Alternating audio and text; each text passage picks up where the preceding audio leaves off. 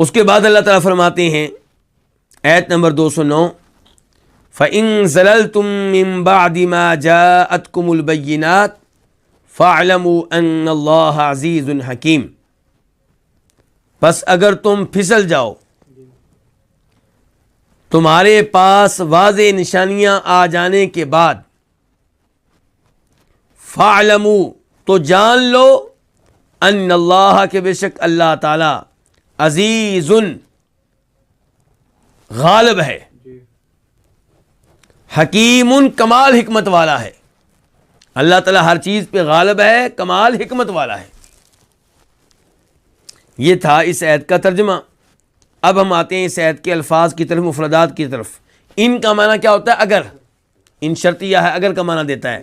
زللتم فعل ماضی ہے، جمع کے لیے ہے، تم پھسل جاؤ، یعنی کہ سیدھے راستے سے ہٹ جاؤ، ایمان کو چھوڑ دو، ترک کر دو۔ من بعد ما جاءتکم البینات، واضح نشانیاں آ جانے کے بعد۔ ما مصدریہ ہے، یہاں پہ ما موصولہ نہیں بلکہ کیا ہے؟ مصدریہ۔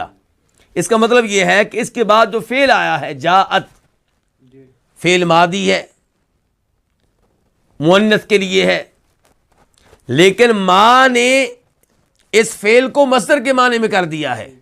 جاءت حالانکہ فعل ماضی ہے کہ آئیں، لیکن ہم معنی کیا کر رہے ہیں؟ آنے کے بعد۔ تو آنے کا معنی کیوں کر رہے ہیں؟ کیونکہ ما نے جاءت فعل ماضی کو مصدر کے معنی میں کر دیا ہے۔ من بعد ما جاءتکم، تمہارے پاس آ جانے کے بعد۔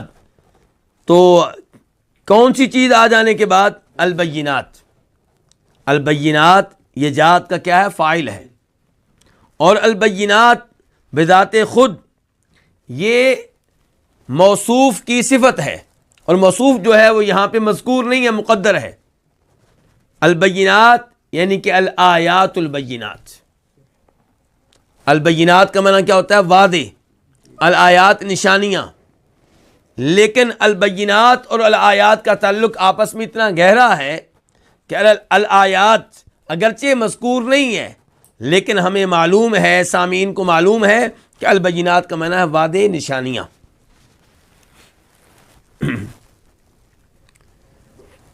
البینات یہ جمع ہے کس کی؟ بیناتن کی۔ اس کے بعد ہے فاعلموا، یہ ان کا جواب ہے۔ ان جو شروع میں آیا تھا فَإِن زَلَلْتُمْ، ان شرطیہ، اس کا جواب ہے فاعلموا، تو تم جان لو۔ فاعلموا اصل میں کیا ہے؟ فا الگ ہے اور اعلموا الگ ہے۔ اعلموا فعل امر ہے، جمع کے لیے ہے، اس کا واحد کیا ہوتا ہے؟ اعلم، تو جان لے، اعلموا تم سب جان لو۔ تو فاعلموا تو تم جان لو، ان اللہ، ان کا معنی کیا ہے؟ بے شک، ان اللہ عزیز حکیم، تو جان لو کہ اللہ تعالی غالب ہے ہر کام پہ، حکیم کمال حکمت والا ہے۔ عزیز یہ عزت سے ہے، تو اللہ تعالیٰ عزت والا ہے، اور عزت یہ عربی زبان کا لفظ ہے۔ تو اللہ تعالیٰ کی عزت ہے کس لحاظ سے؟ شان کے لحاظ سے۔ عزت کا ایک معنی کیا ہوگا؟ اللہ تعالیٰ بڑی شان والا ہے، بڑے مقام والا ہے۔ اور ایک عزت کا معنی کیا ہوگا؟ غلبہ، کہ اللہ تعالیٰ عزت والا ہے، ان کے ہر چیز پہ غالب ہے، جو کام کرنا چاہے اللہ کر لیتا ہے، اللہ کے سامنے کوئی رکاوٹ نہیں ہے، اللہ کو کوئی عاجز نہیں کر سکتا۔ حکیم یہ حکمت سے ہے، اور حکم سے بھی ہو سکتا ہے کہ اللہ تعالیٰ کمال حکمت والا ہے، یا اللہ تعالیٰ اچھے فیصلے کرنے والا ہے، دونوں معنی اس کے ہو سکتے ہیں۔ اب ہم آتے ہیں اس آیت کی تفسیر کی طرف۔ اللہ رب العزت نے کہا آیت نمبر 208 میں کہ اے ایمان والو، اس پورے کے پورے اسلام میں داخل ہو جاؤ اور شیطان کے قدموں کی پیروی نہ کرو۔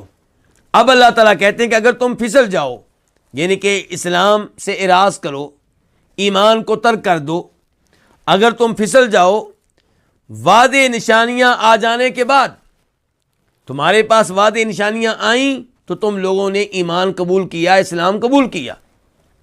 اب اگر تم شیطان کے نقش قدم پہ چلتے ہوئے پھسل جاؤ تو فاعلموا، تو یہ بات ذہن نشین کر لو، یہ وارننگ کے الفاظ ہیں، اللہ تعالیٰ خبردار کر رہے ہیں، وعید دے رہے ہیں، تو جان لو کہ اللہ تعالیٰ ہر چیز پہ غالب ہے، یعنی کہ پھر تم اللہ کے عذاب سے بچ نہیں سکو گے، اللہ سے جان چھڑا کر کہیں جا نہیں سکو گے، اور اللہ تعالیٰ حکمت والے ہیں، پھر جو بھی اللہ تمہارے ساتھ معاملہ کریں گے اس کے پیچھے اللہ کی کوئی نہ کوئی حکمت ہوگی۔ ان الفاظ سے کہ فاعلموا، تم جان لو کہ اللہ تعالیٰ کیا ہے، نمبر ایک عزیز ہے، نمبر دو اللہ کیا حکیم ہے، یہ دونوں اللہ کے نام ہیں، العزیز بھی اللہ کا نام ہے، الحکیم بھی اللہ کا نام ہے، اور العزیز نام سے اللہ کی صفت عزت کا پتہ چلتا ہے، اور الحکیم نام سے اللہ کی صفت حکمت کا پتہ چلتا ہے، اور اللہ تعالیٰ کہہ رہے ہیں کہ تم جان لو کہ اللہ عزیز بھی ہے، اللہ حکیم بھی ہے۔ اس سے کیا پتہ چلا کہ اللہ کے ناموں کے بارے میں اور اللہ کی صفات کے بارے میں علم لینا چاہیے، انسان کے پاس معلومات ہونی چاہیے اللہ کے ناموں کے بارے میں، اللہ کی صفات کے بارے میں، انسان کو پتہ ہونا چاہیے کہ میرا رب عزیز ہے، میرا رب حکیم ہے، انسان کو پتہ ہونا چاہیے کہ میرا رب رحمان ہے، میرا رب رحیم ہے، میرا رب جبار ہے، میرا رب منتقم ہے۔ تو انسان جس قدر اللہ رب العزت کے بارے میں معلومات رکھتا ہوگا اسی قدر اللہ رب العزت سے ڈرنے والا ہوگا، اسی قدر اللہ تعالیٰ کے ساتھ لگاؤ رکھنے والا ہوگا، اسی قدر اللہ تعالیٰ سے تعلق قائم کرنے والا ہوگا۔ تو یہ بہت ہی عمدہ علم ہے۔ کون سا علم؟ اللہ کے ناموں کا علم، اللہ کی صفات کا علم۔ اور اللہ تعالیٰ یہاں پہ کہہ رہے ہیں کہ تمہیں یہ بات معلوم ہونی چاہیے کہ اللہ عزیز ہے اور حکیم ہے۔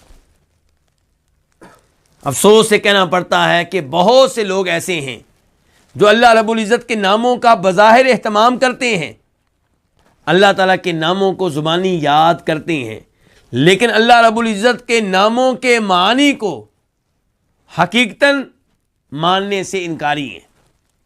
اللہ تعالیٰ کے ناموں کے معنی کا انکار کریں گے تاویل کے انداز میں، تحریف کے انداز میں، تعطیل کے انداز میں۔ تو جو آدمی یہ مان لے کہ اللہ عزیز ہے لیکن اس کا معنی نہ مانے، جو یہ مان لے کہ اللہ حکیم ہے لیکن یہ نہ مانے کہ اللہ حکمت والا ہے، اس نے اللہ کا نام کیا مانا؟ اللہ کے ناموں کو ماننا یہ ہے کہ اللہ کے ناموں کو مانیں دونوں طرح، الفاظ کے اعتبار سے بھی، معنی و مفہوم کے اعتبار سے بھی، اور پھر اللہ کے ناموں کے مطابق آپ زندگی گزارنے والے ہوں، اللہ کے ناموں کے مطابق آپ اپنا عقیدہ بنانے والے ہوں۔ پھر اس حدیث سے آپ فائدہ اٹھا سکیں گے جس حدیث میں فرماتے ہیں نبی علیہ الصلوۃ والسلام کہ جس نے اللہ کے 99 نام یاد کر لیے اللہ تعالیٰ اسے جنت میں جگہ دیں گے۔ تو یاد کر لینے کا مطلب یہ نہیں ہے کہ اللہ تعالیٰ کے نام بطور الفاظ آپ کو یاد ہوں لیکن معنی و مفہوم کا آپ انکار کر رہے ہوں، وہاں تعویل سے کام لے رہے ہوں، تحریف سے کام لے رہے ہوں۔ تو اللہ تعالیٰ کہتے ہیں فاعلموا، جان لو کہ ان اللہ عزیز حکیم، کہ بے شک اللہ تعالیٰ ہر کام پہ غالب ہے اور اللہ تعالیٰ نہایت حکمت والا ہے، کمال حکمت والا ہے۔